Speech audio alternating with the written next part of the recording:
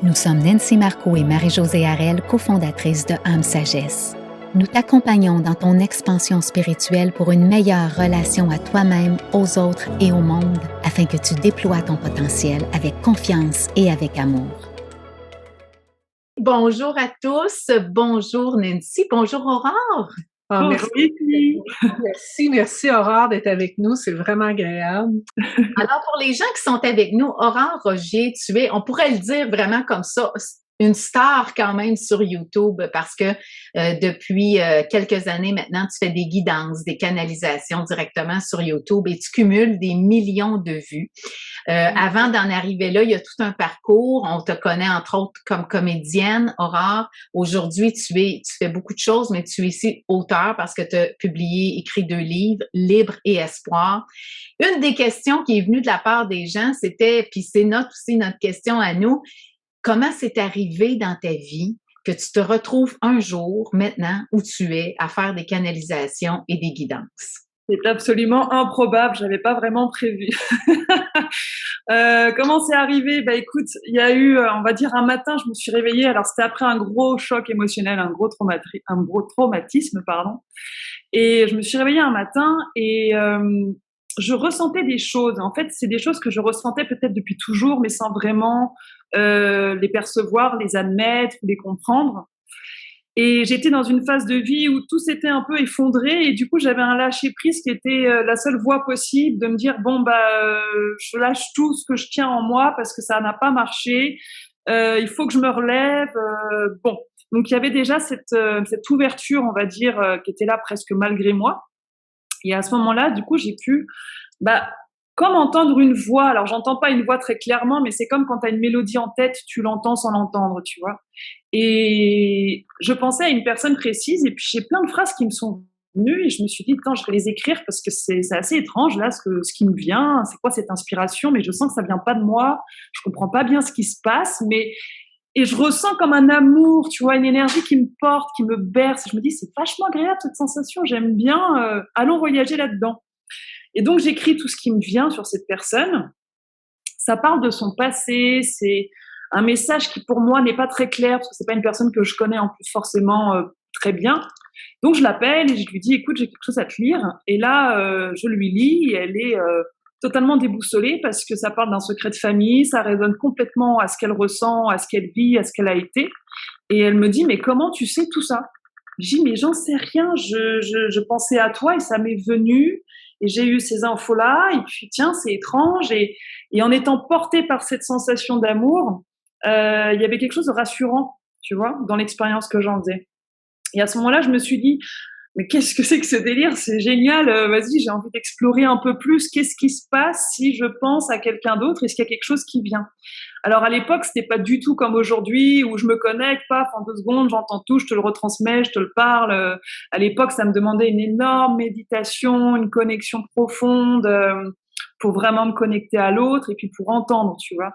Ma copine, ça arrivait très rapidement, mais après, quand j'ai voulu le refaire, ça demandait vraiment ce temps de concentration. Donc après, ça a été un entraînement que j'ai pratiqué pendant des mois et des mois et des mois pour essayer d'explorer ces sensations que je recevais, de me dire mais qu'est-ce que c'est que ce chemin, c'est quoi, c'est passionnant, c'est étrange, et ça a redonné un sens à ma vie en fait à ce moment-là. Parce que j'étais dans une phase où plus rien ne faisait sens et tout avait été un peu détruit avant. Et du coup, je me suis dit bon je vais tirer ce fil-là, c'est tout ce que j'ai pour l'instant, je vais aller voir. Et en fait, à force de pratiquer, je voyais vraiment la passion que j'avais de le ressentir, de vivre cette expérience. Et j'avais vraiment à cœur d'aider les personnes avec ce don qui ne faisait que s'augmenter au fil des mois. Et du coup, j'ai commencé à me dire, il faudrait peut-être que je montre au monde que je sais faire ça. Donc, j'ai commencé sur Facebook. J'ai fait une petite première vidéo, tu sais, genre, excusez-moi d'exister, j'ai un petit don qui débarque.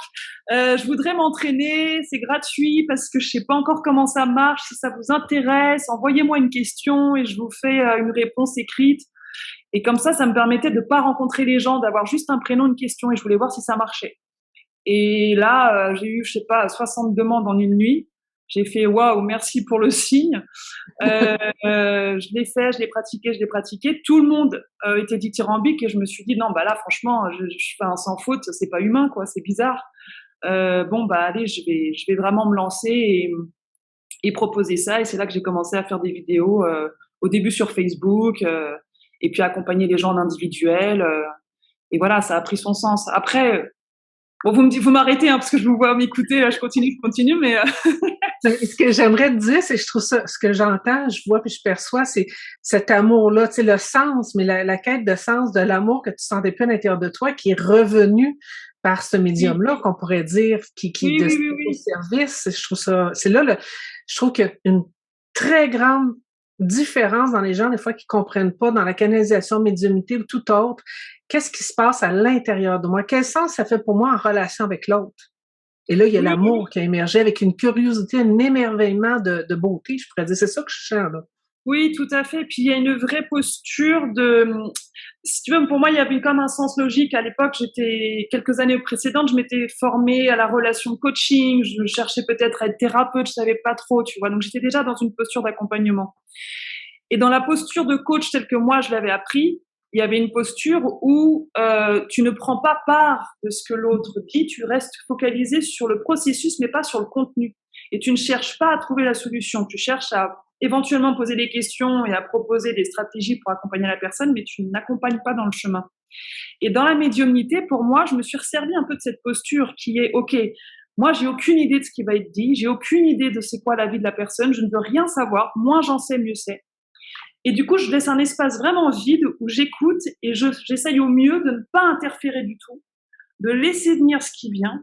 Et il y a eu parfois des moments où j'ai fait des guidances, mais je ne comprenais rien. Pour moi, c'était du charabia, ça me parlait pas. Je trouvais ça complètement farfelu. Je me disais, oh là là, je dois être complètement dans le faux. Et la personne en face me disait, ouais, c'est exactement ça. Ça résonnait avec ce qu'elle est, ce qu'elle ressent, c'était ses mots à elle. Et c'est là où je me suis dit, c'est très fort la médiumnité parce que c'est quelque chose qui m'échappe. Si je le retranscris tel quel, ça résonne totalement à la personne en face, mais moi dedans, je suis pas là en fait. Et j'ai pas interféré, j'ai pas donné mon point de vue, limite je m'en fous en fait. Je me mets dans cette posture de moi j'en ai rien à faire de ce qui se passe, j'en ai rien à faire de ce qui est en face. Je retransmets et c'est ça mon job. Et c'est une posture à travailler en permanence. Mais par contre, la sensation durant l'expérience, bah, elle est géniale parce que tu découvres en même temps que tu dis. Et c'est là, moi, où ça m'émerveille et ça m'amuse. C'est le plaisir de, alors, qu'est-ce qui va être dit? Qu'est-ce que je vais découvrir? Et de garder cette joie, d'être dans cette posture de recul, mais disponible, de voir que ça donne des réponses à l'autre, que l'autre s'illumine. Et là, tu te dis, waouh, c'est un voyage de dingue, magnifique, continuons, quoi. Hey, c'est tellement, en fait, beau de t'entendre, puis c'est inspirant aussi. C'est bien certain que quand on parle de canalisation ou de médiumnité, une des questions que les gens ont souvent, c'est est-ce que tout le monde a ça? Est-ce que tout le monde a ce don-là? Ou est-ce qu'il faut faire, est-ce un don ou est-ce un travail sur soi qui fait qu'un jour on développe ça? Franchement, j'ai pas la réponse. Je pourrais dire, tout le monde a peut-être ce don-là en soi parce que tout le monde a tous les dons en soi. C'est juste à nous de les développer. Après, je pense que moi, c'est un don qui m'est venu. J'ai pas l'impression de l'avoir cherché. J'ai jamais pensé à être médium. Je connaissais même pas ce que c'était la médiumnité avant de le vivre. C'était pas du tout ma passion. Enfin, je veux dire, ça n'existe pas dans ma réalité avant. Donc, ça m'est un peu tombé dessus et je me suis dit, ah tiens, c'est chouette, ça donne des réponses. Mais je pense pas qu'il faille se dire ah j'ai envie de développer ça, ah je vais apprendre ça pour moi, et parce que c'est mon expérience, ça me paraît pas logique. Mais j'en sais rien, hein. Peut-être chacun doit faire ce qu'il a envie, ce qui fait son chemin. Mais après j'ai rencontré tellement de personnes qui, en étant à mes côtés, ont eu le don qui s'est développé. Je me suis dit ouais bah tout le monde peut l'avoir.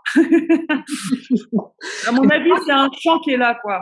Oui, puis des fois, on n'est pas consciente. C'est comme moi, souvent, je suis tombée dans Potion magique. C'était comme ça chez nous. C'était toujours présent. Penseur d'âme, tout était là, mais je n'étais pas consciente. Mais ma famille, tu sais, c'était là. Et c'est plus tard que j'ai pris conscience que c'est ce que je faisais parce que j'ai vécu un rejet dans les relations avec d'autres, parce que je disais des vérités qu'ils avaient dit à personne. Mais moi, je le savais. C'est comme si tu me l'avais dit. Mais tu me l'avais pas dit. Mais moi, je l'entendais. Donc, je sortais là, les gens, oh, qui t'a dit ça? D'où que ça provient? Et c'est là que j'ai compris que je faisais de la médiumnité, de la clairvoyance ou tout ça.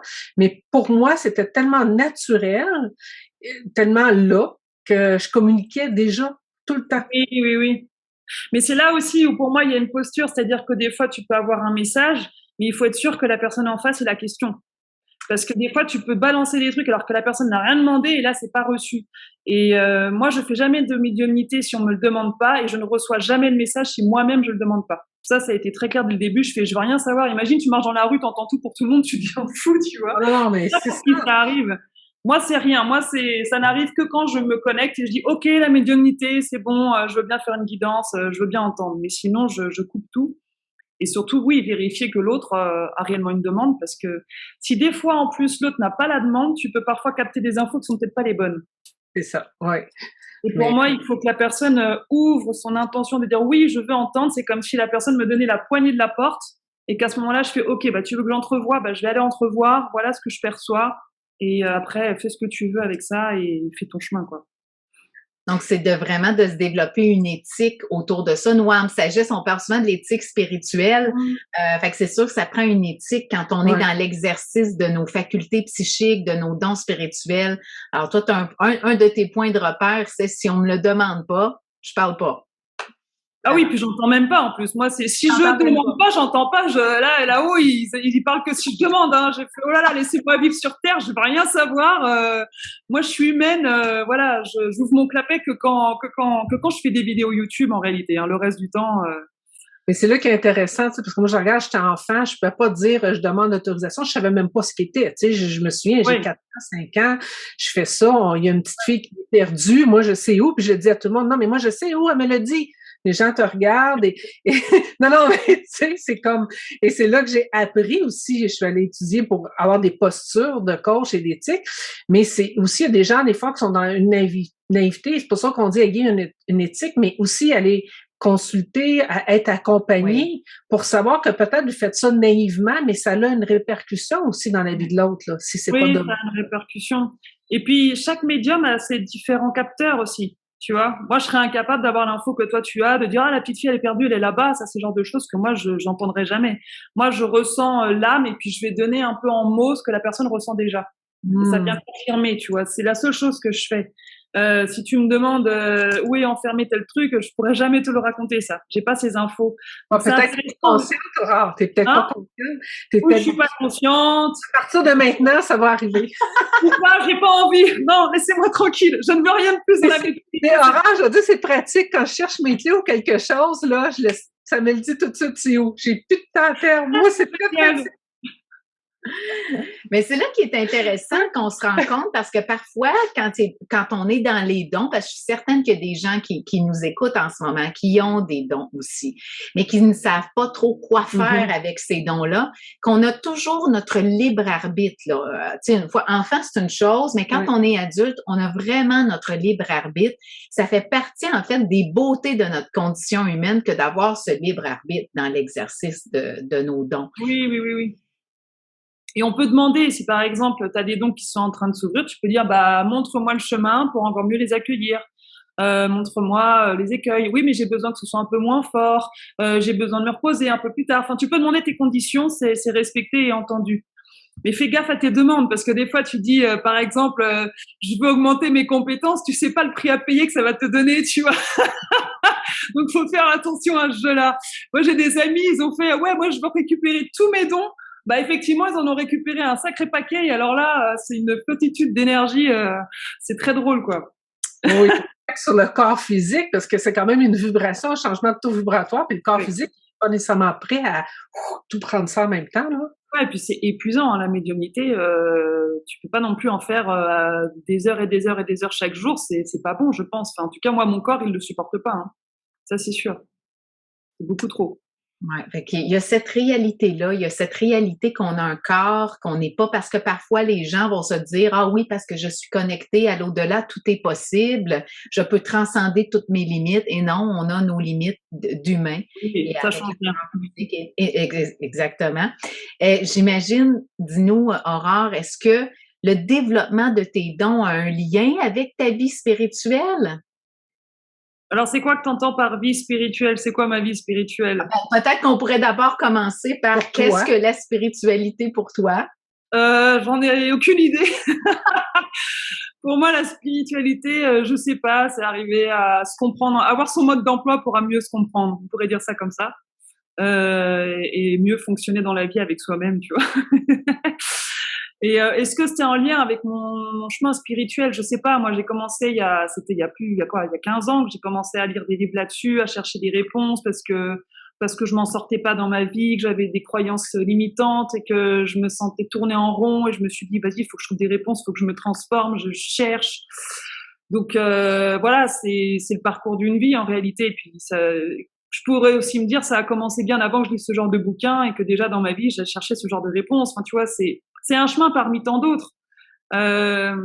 Moi, l'art m'accompagne autant que la spiritualité, et l'art est peut-être autant spirituel que de lire un bouquin de développement personnel, tu vois, ça peut être sous plein de biais différents. Le voyage, le sport, je sais pas moi, tout sert à mieux se connaître. Si on peut le voir comme ça, en tout cas. Chacun voit comment il veut, mais... Oui, c'est ça. Pour ça que c'est important toujours, comme, quelle est ta propre définition, tu sais, du spirituel. Moi, la spiritualité, c'est tout. C'est l'arme, c'est l'objet, c'est l'énergie, tu comprends? C'est un tout. Il n'y a pas de séparation, tu sais, pour moi, dans ma façon. C'est être en relation. C'est ça, c'est la vie, c'est la relation. Là, on est dans un moment, tant qu'à moi, pour moi, très sacré, spirituel, ce qu'on est en train de vivre. Parce que ma définition de spiritualité, c'est automatiquement être en relation. Et on est constamment en relation. Fait que je trouve que c'est de mon point de vue, tu sais, de ma définition, je suis, wow, je suis déjà en train de transformer juste par nos échanges. Ouais, tout à fait, tout à fait. Et puis ça a toujours été là, mais des fois le mot spiritualité, je sais pas, on y connote des choses qui, c'est pas un mot que j'apprécie spécialement, tu vois, alors que je suis moi-même dans la spiritualité, mais pour moi, non, je fais juste ce que j'ai envie. Tu pourrais dire, je suis youtubeuse et auteure si tu veux, ou je suis spirituelle si tu veux, ou rien de tout ça non plus, enfin, tu vois. Mais c'est vrai. En fait, moi, c'est un peu ma spécialité dans les livres que j'écris de démystifier ce mot, ce fameux mot spiritualité, de le démystifier, de pouvoir justement le décortiquer puis le défaire de toutes ces étiquettes qui est collées pour arriver justement à une autre, à sa propre perception, à sa propre conception aussi de la spiritualité. Oui, cette dimension spirituelle de l'être humain. Oui, tout à fait. Je pense que c'est un chemin vers soi, j'imagine. Enfin, je pense que quand on s'intéresse à ça, c'est qu'on commence à se poser des questions, qu'on s'en est toujours posé et que, et que voilà, on cherche des réponses par ce biais-là. Et dans tout ce parcours, Aurore, justement, de tes guidances, de tes canalisations, est-ce que tu as vécu des moments de doute? Je dirais des moments où là, tu doutais peut-être de ce qui était là au niveau de tes dons. Est-ce que ça t'est arrivé? Toujours. Toujours, hein? Toujours en permanence. À chaque fois que je le fais, j'ai l'impression de repartir de zéro. Je me dis, bon, bah, j'espère que le message va être juste. J'en sais jamais rien. Et c'est toujours la réponse. La personne en face qui me donne la réponse, si oui ou non, ça résonne pour elle, tu vois. Mais moi, j'ai toujours un doute. Je suis toujours pas convaincue de ce que je fais, hein. Je suis toujours en train de mener à bout, c'est ça. Et puis il y a des fois, j'ai envie de dire non, tout ça c'est faux, tout ça c'est un leurre, je me suis trompée depuis 5 ans, c'est n'importe quoi. Bien sûr que je me le dis, mais bon, en même temps, il y a quelque chose qui me pousse à continuer parce que je m'amuse à le faire. Et puis, ce qui me surprend, c'est le nombre de personnes à qui ça parle, le nombre de personnes à qui que ça aide et qui me suivent et qui sont là, genre on en veut encore, ça nous aide, ça nous a changé la vie. Et alors là, moi, ça me dépasse et je suis genre, j'en perds ma mâchoire à chaque fois, quoi. Je me dis, mais comment c'est possible? Alors je dis, ah ok, je prends, très bien, je suis contente, mais je comprends pas, tu vois. Ça me... Ben, je trouve ça très intéressant parce qu'un des mots que tu utilises, c'est « je m'amuse à le faire ». Et très souvent, on en parle, nous, tu sais, dans nos formations, comment c'est important de le faire dans l'émerveillement et avec enthousiasme. Et oui, mais ça, c'est dans tout ce qu'on fait. Tu sais, des fois, on se fixe des objectifs et on pense qu'on doit avoir une certaine posture et qu'on doit atteindre l'objectif et qu'on va le suivre et ça nous demande des efforts ou quoi qu'est-ce.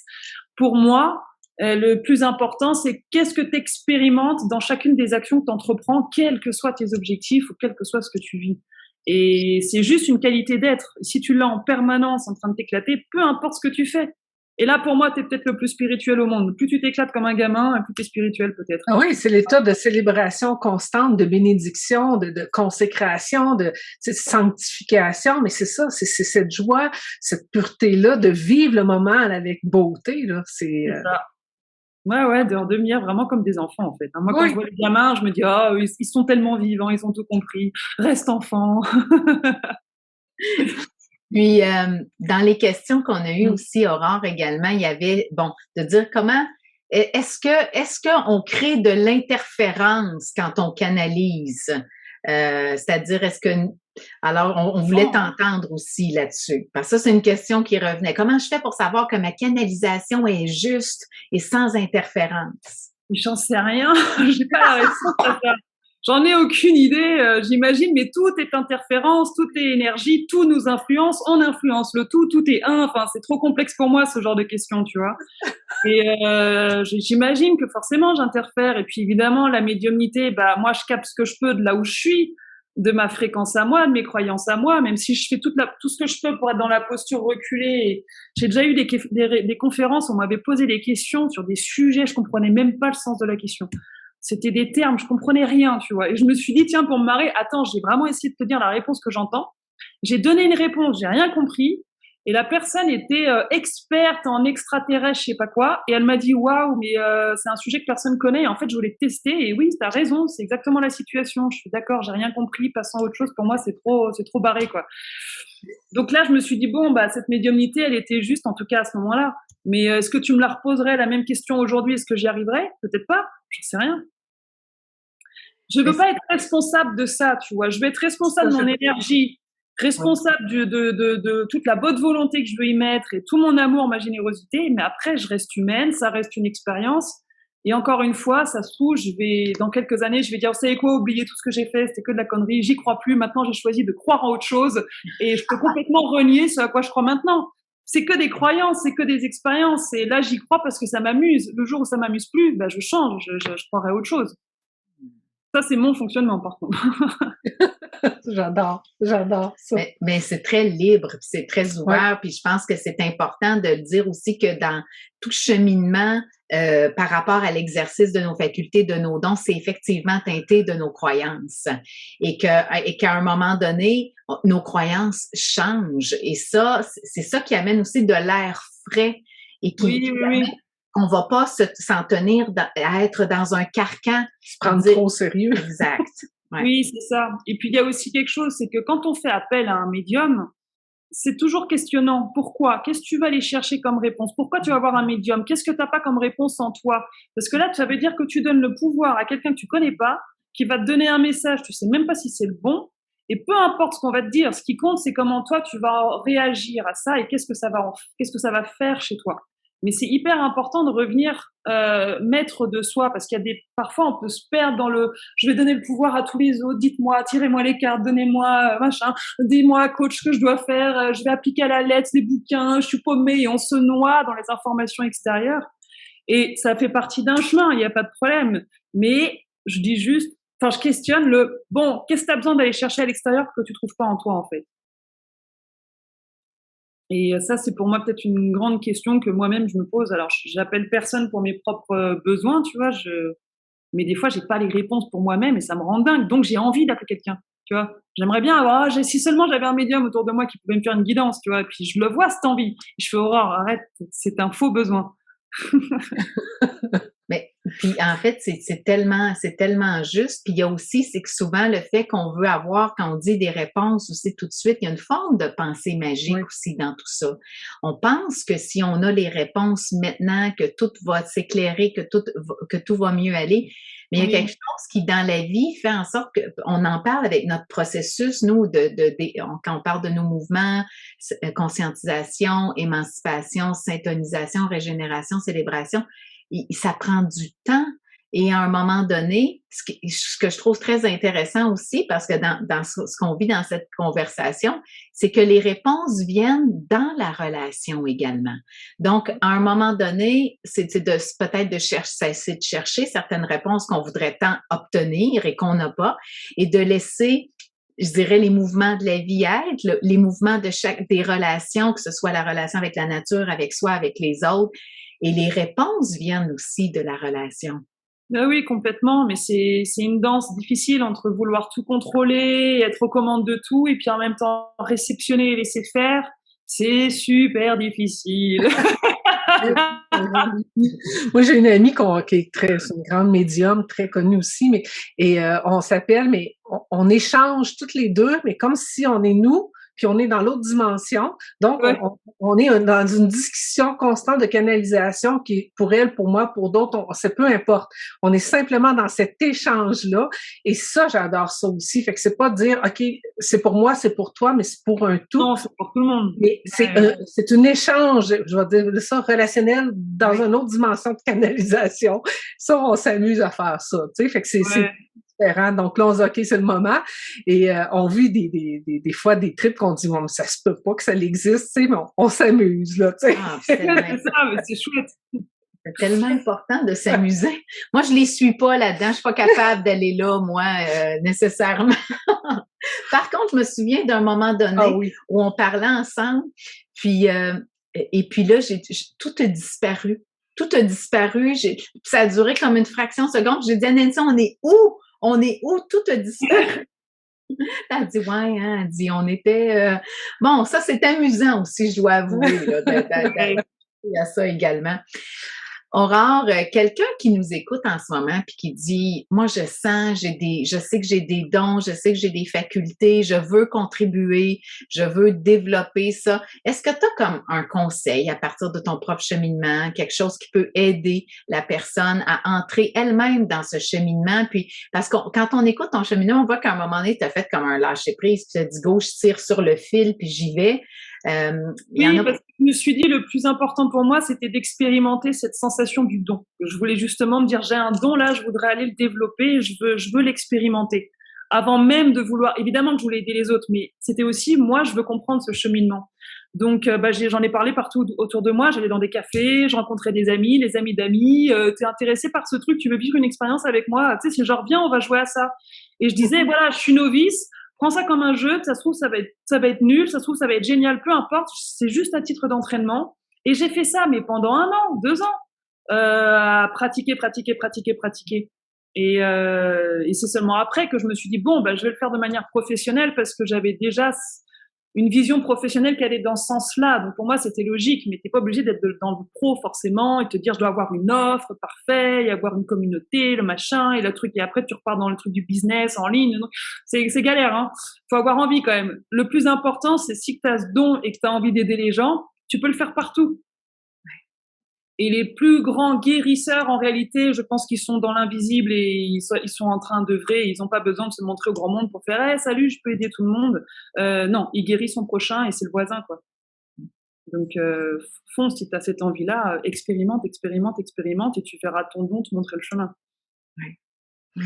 Et moi, j'aimerais que tu puisses faire, si tu as le goût, une canalisation, si c'est le moment, tu sais, un petit bout là en live avec les gens, là. Je pense que les gens... Je sais pas si j'ai assez d'énergie, mais on peut tenter, mais il me faudrait une question à ce moment-là, parce que là, comme ça, j'ai pas d'énergie suffisante aujourd'hui pour me dire, allez, je me connecte à un truc et je laisse venir. Il faudrait plus une question. T'as-tu une question précise? Vas-y. Non, vas-y. Non, moi, je te vois les yeux, je sais que t'en as une. Non, mais...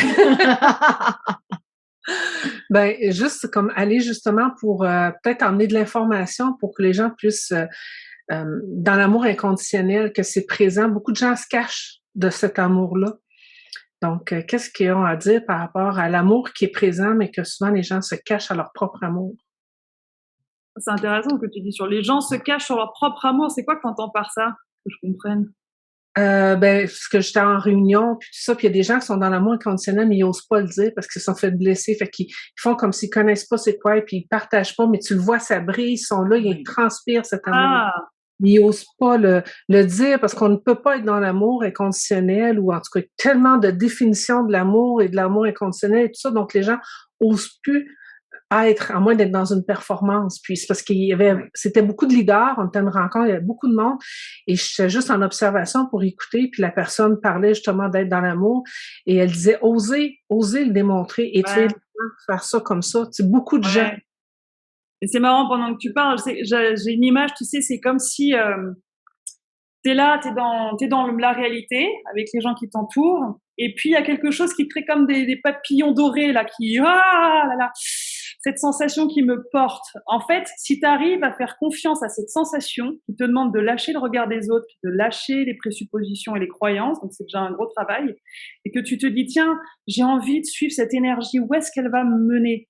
Si j'ai envie de parler de ça, je peux peut-être en parler à une personne, juste pour alimenter ça, cette sensation. Et plus tu fais grandir cette sensation, plus l'abondance, l'amour inconditionnel, la joie, tes dons, ton énergie, tout s'expanse et tu te retrouves sur ton chemin, ton véritable chemin. Mais c'est comme des papillons dorés qui viennent écarter toutes les obligations et les conditionnements de ce qui est bon, pas bien.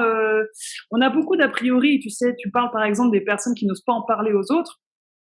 À un moment donné, j'avais vraiment besoin de parler de spiritualité partout où je passais parce que j'avais faim de ça. Donc, j'avais faim de gens qui parlent de ça. Donc, je cherchais, tu vois. Je disais, ouais, je suis en train de lire tel bouquin, etc.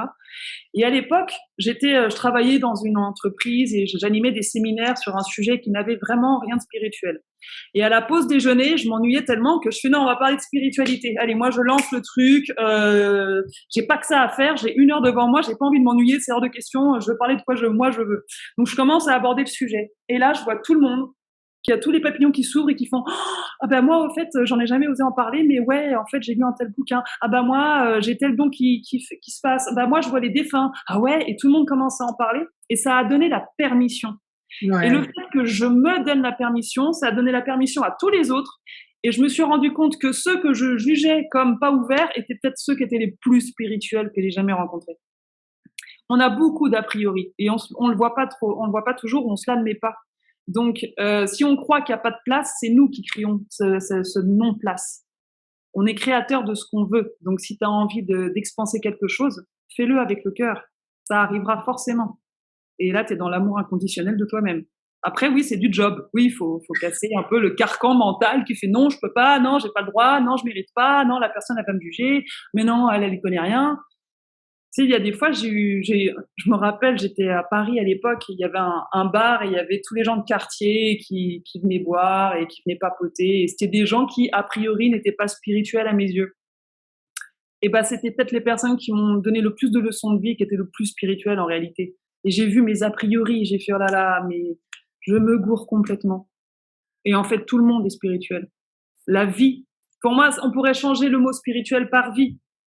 Ça permettrait d'enlever justement ces interprétations qu'on met sur la spiritualité, qui est bourrée de, je sais pas, de fausses visions, de fausses. Enfin, on peut pas s'en empêcher en fait de mettre des croyances sur tout ce qu'on apprend ou tout ce qu'on voit. Tu vois, j'ai l'impression qu'on est un créateur de croyances et qu'il faut après se dire merde, tes croyances c'est peut-être pas les bonnes, je vais en créer d'autres.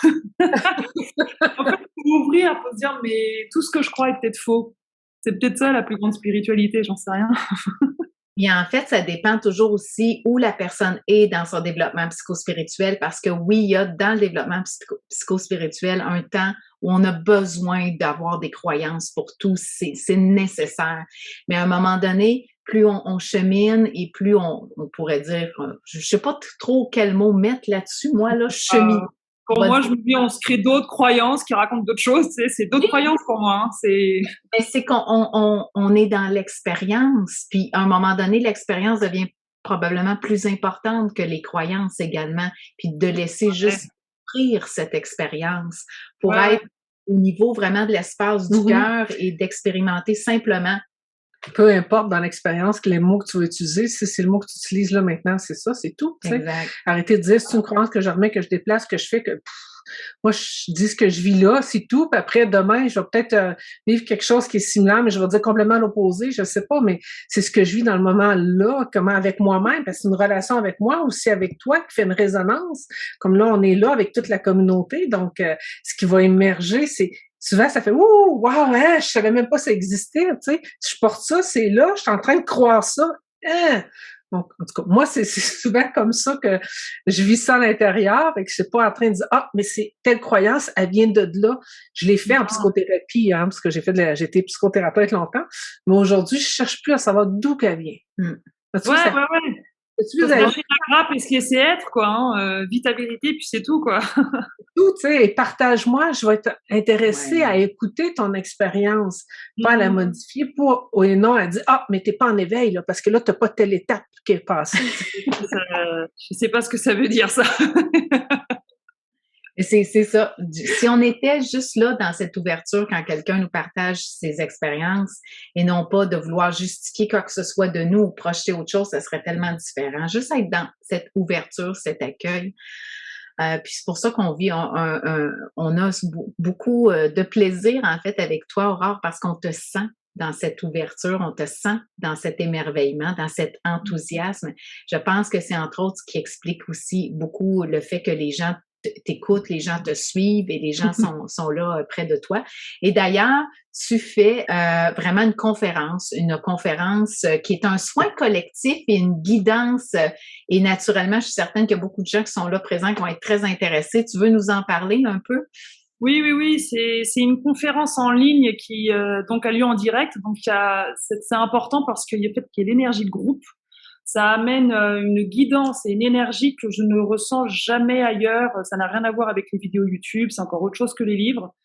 Et le message qui m'arrive, je peux pas le contrôler, donc je ne le prévois pas avant, j'en ai aucune idée. Mais ça va au-delà des mots. Et les personnes m'ont dit qu'à chaque fois que je l'avais fait, ils étaient repartis de là en étant totalement transformés. Il y en avait, ils avaient une connexion à leur âme qui était beaucoup plus développée dès le lendemain. Une personne m'a dit, la voix, elle a changé. Je fais, ah ouais, carrément. Il y en a, ils ont eu des dons qui se sont développés. Il y a eu des compréhensions, des guérisons. Enfin, il y a des choses, franchement, je comprends pas ce qui se passe. Mais en tout cas, ça a lieu. Et donc, moi, pendant 1 heure, je retransmets le message que je reçois, qui parfois peut être un plan d'action. Parfois, c'est une guidance avec différentes énergies. La première était très sérieuse comme ça et c'était un peu différent, je sais pas, guide ou je sais pas ce que c'était, différentes énergies en tout cas qui venaient vraiment faire des soins et on le ressentait à l'instant T. Les personnes pouvaient pleurer, avoir des frissons, il y en a qui grelottaient, d'autres qui étaient baignés d'amour. Enfin, chacun avait ses réactions. Et la conférence suivante était un peu plus plan d'action. Ça parlait d'un escalier vibratoire avec différentes étapes. Donc, je ne sais pas de quoi sera faite la prochaine conférence. Je n'ai même pas l'idée du thème. Tout ce que je sais, c'est que ça vient vraiment renforcer notre connexion, ça vient nous purifier, ça vient nous ancrer et ça nous permet d'avancer, mais à une vitesse tellement plus grande sur notre chemin. Parce que c'est comme s'il y avait des blocages qui étaient là, qui tout d'un coup sont levés et c'est pas du tout rationnel. C'est au-delà de ça. Donc, et ça va même, pour moi, au-delà de ce que je peux raconter pendant la session, tu vois. C'est l'énergie de la présence, de la relation, OK. Mais c'est ça, et le fait qu'on soit tous au même moment et qu'il n'y a pas de rediffusion, c'est indirect, on est tous là, je sais pas, ça crée quelque chose qui est assez magistral et magique et du coup, voilà, j'en propose une dernière là dans l'année et voilà, ça se complète très rapidement. Donc voilà, en exclusivité, vous avez... Donc, vous allez sur le site d'Aurore, rogierAurore.com. Aurore, un immense merci d'avoir pris du temps avec nous. Pour nous, tout ce sujet de la canalisation, de la médiumnité, pour nous, ça entre vraiment parce qu'on offre sur une base régulière nous, une formation qui est un mastermind pour développer ses facultés psychiques, ses dons spirituels. Fait que c'est sûr qu'il y avait beaucoup de gens dans notre communauté qui étaient super excités aussi de savoir, de pouvoir qu'on parle ouvertement de ce sujet-là. Merci beaucoup de ta générosité. Oui, puis moi je veux dire merci parce que juste pour moi, dans la guérison d'être unifiée avec mes canalisations, tout ça que je fais cacher, que les gens très proches savent depuis des années, mais que j'osais pas.